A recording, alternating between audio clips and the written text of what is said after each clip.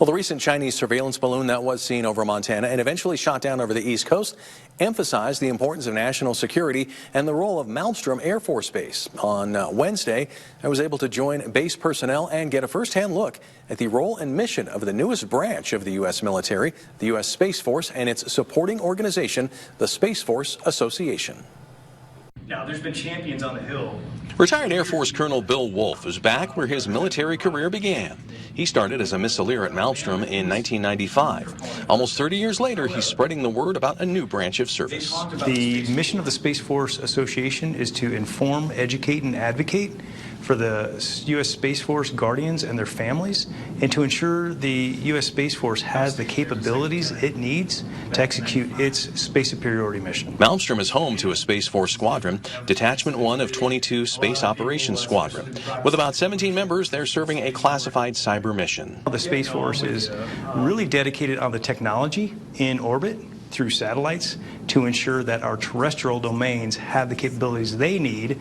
The terrestrial domains of the other services, such as the Navy, the Air Force, and the Army, have what they need to do their job. The nonprofit SFA was established near the end of 2019, just a few months before the Space Force became a service.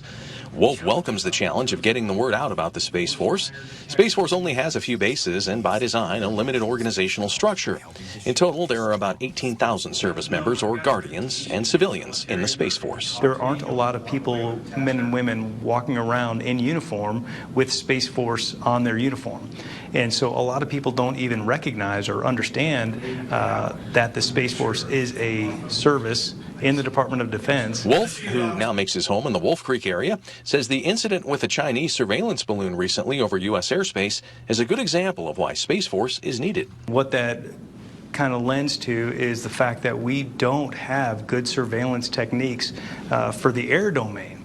Now let's extend those surveillance capabilities that we have in the air domain and extend that out into the space domain. So if the Chinese are doing that with balloons currently over sovereign airspace, what is happening in the space domain today?